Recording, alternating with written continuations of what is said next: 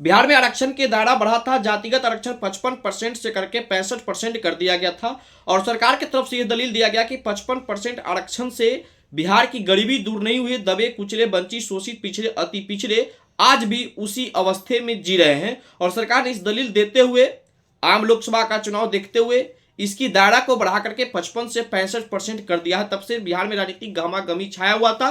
कोई लोग इसका समर्थन कर रहे थे तो कोई लोग इसका विरोध कर रहा था। समर्थन करने वाले कोई था तो सिर्फ और सिर्फ बिहार की राजनीतिक पार्टियां थी और विरोध करने वाला कोई था तो बिहार के आम जनमानस था। उसमें से मैं भी एक था, लेकिन मैं आरक्षण का विरोधी नहीं था, मैं जातिगत आरक्षण का विरोधी था।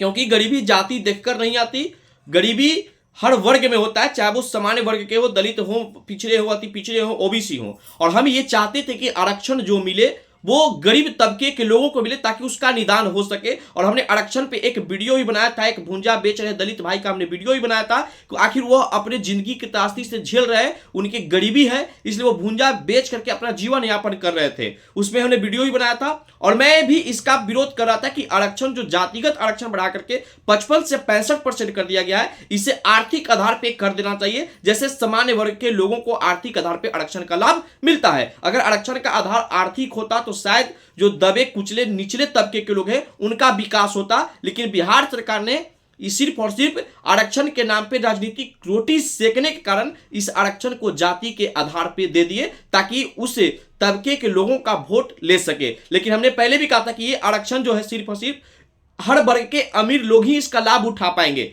गरीबों का लाभ इसका नहीं मिलता है। अगर गरीबों का लाभ मिलता तो 55% आरक्षण में ही इन लोगों की गरीबी दूर हो जाती। लेकिन ये इस बातों को सरकार के न समझ में आया और सरकार ने चुनाव को देखते हुए इस प्रकार के कारनामा को किए थे। लेकिन इसके बाद गौरव कुमार ने हाई कोर्ट में इस बढ़ते आरक्षण का चुनौती दिया और बढ़ते आरक्षण को चुनौती देने के बाद परसों हाई कोर्ट में इस पे सुनवाई हुआ और हाई कोर्ट के मुख्य न्यायाधीश विनोद चंद्रन एवं न्यायाधीश गौरव रॉय के द्वारा इस पे सुनवाई करते हुए तत्काल इसे स्थगित करने से इनकार कर दिया है। और सरकार के तरफ से अधिवक्ता पीके शाही ने सरकार के पक्ष में बात रखते हुए और उनके तमाम वकीलों ने सरकार के पक्ष में बात रखा। उसके बाद पटना उच्च न्यायालय ने इस फैसला तक पहुंचा है कि फिलहाल इस आरक्षण को अभी रद्द नहीं कर सकते हैं और इस आरक्षण को अभी नहीं रोक सकते हैं। लेकिन बिहार सरकार से 12 जनवरी तक के मतलब 4 हफ्ता का समय दिया गया है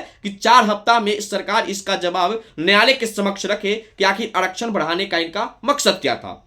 हमने भी पहले बताया और आज भी बता रहे हैं और दावे के साथ करें कि यह आरक्षण का चुनौती हम लोग हाई कोर्ट नहीं सुप्रीम कोर्ट तक जाएंगे, लेकिन आरक्षण को रद्द करना होगा क्योंकि जातिगत आरक्षण बढ़ाने का कोई प्रावधान नहीं है। अगर जाति के आधार पर आरक्षण बढ़ाने का प्रावधान होता तो इसका पक्षधर हम भी रहते। लेकिन गरीबी के आधार पर आरक्षण बढ़ाया जा सकता है, लेकिन आरक्षण के नाम पे जिस प्रकार से बिहार में राजनीतिक रोटियां लोग सेक रहे हैं, ये कहीं ना कहीं एक वर्ग को नजरअंदाज करके बिहार का विकास करने का ये लोग जो सोच रखते हैं ये बिल्कुल असंभव है। लेकिन खैर अपनी अपनी राजनीतिक रोटियां सेकने वाले मैं विजय कुमार चौधरी जी की बात करता हूं, वो सामान्य वर्ग से आते हैं। उन्होंने भी ये कहा कि सरकार न्यायालय की इस बात का समर्थन करते उन्होंने कहा कि उन लोगों की बोलती बंद हो जाएगी जो सरकार के पीछे खड़ा होकर के इस आरक्षण का विरोध करे, गरीब हकों को हक के मारने की कोशिश करें। तो आपको ये बताते हमें काफी खुशी होता है कि हम लोग किसी हकमारी करने की बात नहीं करते हैं। गरीबों के हकमारी तो आप लोग जैसे नेता ने किया है। पहले आप लोग को गरीब का जो हक खाकर के कुंठित मार के पद पे बैठे हैं, आपको कम से कम त्याग करना चाहिए गरीबों के लिए। उसके बाद दूसरे लोगों पे आप उंगली उठाइएगा क्योंकि जो भी हाई कोर्ट में चुनौती दिया है वो कहीं ना कहीं गरीब है। वो सांसद विधायक और मुख्यमंत्री का बेटा नहीं है बल्कि आम किसान का बेटा है विजय कुमार चौधरी जी। आप भले सांसद विधायक बन गए हैं, आपके यहाँ गरीबी नहीं है, लेकिन सामान्य वर्ग के हर घर में गरीबी है, इसको पर आपको विचार करना चाहिए। ये हम नहीं कहते कि सामान्य वर्ग में ही गरीबी है, गरीबी हर वर्ग में है। तो उन सभी गरीब वर्गों के लिए विचार होना चाहिए था, ना कि जाति पर विचार होना चाहिए था। बाकी इस बात से मेरा आप कितना समर्थन करते हैं आप इस कमेंट बॉक्स में प्रतिक्रिया देकर के बताइएगा। बाकी जातिगत आरक्षण का बढ़ते दायरा का मैं विरोध करता हूं और मैं चाहता हूं कि जो आरक्षण मिले वो गरीब वर्ग के लोगों को मिले और इसके लिए हम लोग हाई कोर्ट सुप्रीम कोर्ट जहां भी जाना होगा जाने को तैयार हैं। सभी को नमस्कार, जय हिंद, जय भारत।